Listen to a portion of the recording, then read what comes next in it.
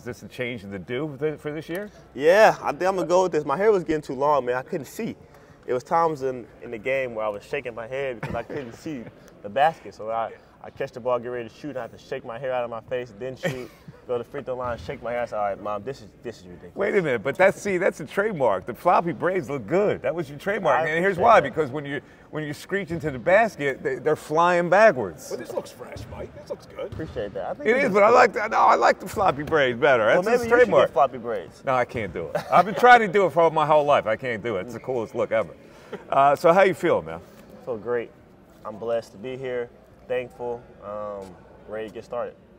All right, let's talk about this team and the dynamic of, like, you have the ball in your hand. Are you the true point guard on this team? Like, who's the one, who's the two? It looks like you guys have 5 athletic guys that can really blend with, or 4 with the big man. Right, I think you're right about that. I feel like, yeah, I have the ball in my hands, probably initiate a lot of offense for sure, and probably got to get guys in the right spot and get in the paint and facilitate for sure, most definitely.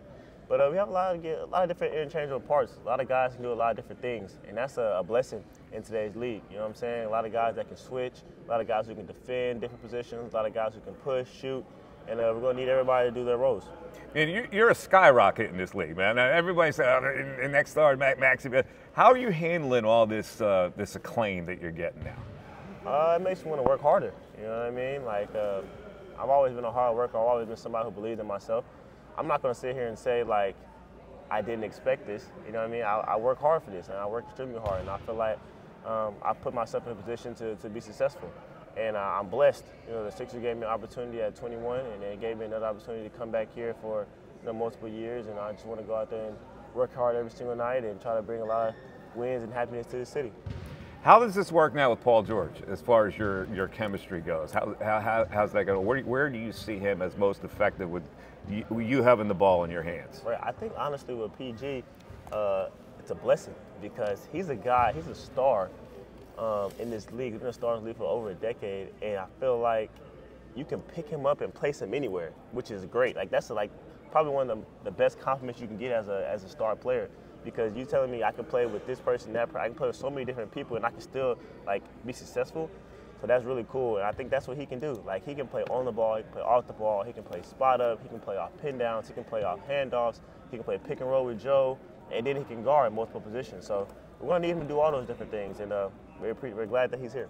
This is a dribble, drive, kick out for 3 kind of league right now, and I assume that starting 5 that you have will give you options that way. Most definitely will. I think everybody can handle, everybody can get in the paint, everybody can finish, and everybody should be able to pass. Where do you make that decision? You go into the basket, you can get to the basket anytime you want, right?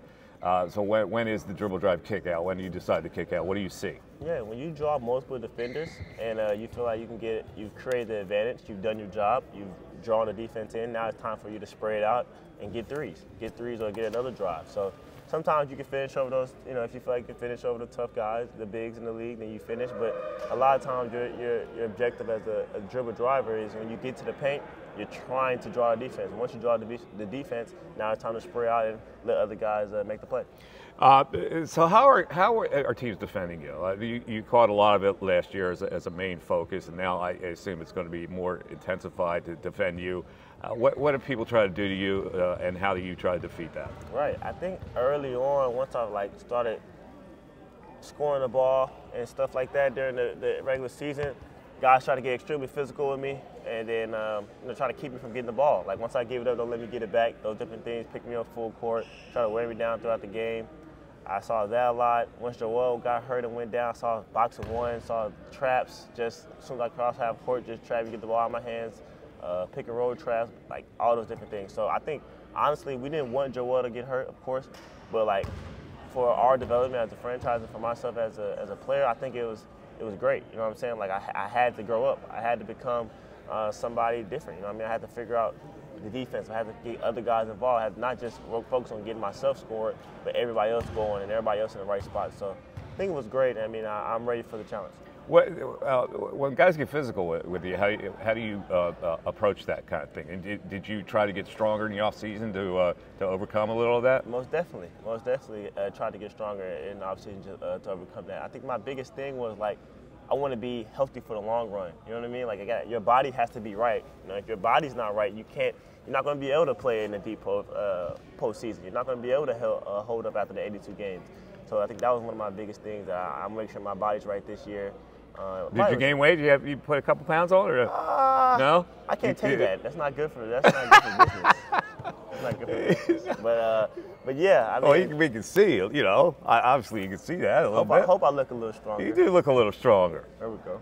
All right. So last thing, you are an amazing human being and happy soul.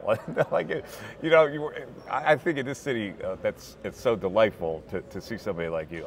I just don't know how it happens. Tell me how it happens. I need to bottle it. Whatever you do to be so happy growing up, whatever you did, because people are miserable these days, and you're happy all the time. Listen, I grew up in a household with both of my grandmothers, right? And the grandmother that passed away now, she used to say something as far as like, you shouldn't bring negativity into anybody's life. Like, you have a blessed life. You have both your parents in your life. You have, you know, everybody cares about you. You know, you may not grow up rich or anything, but, you know, everybody cares for you. You know, you have two hardworking parents. You have a great life. I mean, people in your life care about you. So what I want you to do is, you know, when you make it big or when you do those different things, I want you to shed positivity and like give positivity to the rest of the world. You know what I mean? That was something that I kind of took, and I kind of just ran with it. You know, I'm a happy person. I'm blessed to be here. I thank God every single day that I get to do what I love and have fun while doing it. You just made me feel worse, because my whole job here is bringing out the worst in people, like being negative. You know what I'm saying? Well, that's your job. Okay, so I'm all right then? Yeah, in real life, I'm all right? That's fine. That's fine. Okay. So to each his own. Yeah, but I have an idea, see, for you. How about Tyrese vitamins? Now they could be Skittles, but people will buy them just to see like if they could be like happy like Tyrese. These must be Tyrese vitamins. You know, Yeah, it's like a perfect marketing thing, man. Yeah, you see now you got a new job. No, this is what a business venture for you. Tyrese vitamins. People will buy it off the shelves. Let's try it. Maybe I should. I'm gonna trademark it before you do.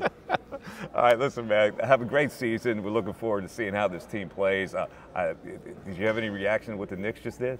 That was good for the Knicks. Does it make it tougher? We'll see. At the end of the day, right now, it's a whole bunch of names on our team, the Knicks team, the Bucks team. So everybody has a whole bunch of names on paper. Until we step afloat in this court, the Salciunas defending champs, they are the only team that should have respect. You know what I'm saying? They're the only team that has something right now. Yeah, but I got to look at paper and figure out who the best team is. When you look at paper, who's the best team right now? I don't look at paper. I look at results. I play in basketball games, and I figure it out from there. All right, man. Tyrese Maxey, thanks, man. Right, man. I appreciate it. There he is, ladies and gentlemen, Tyrese Maxey.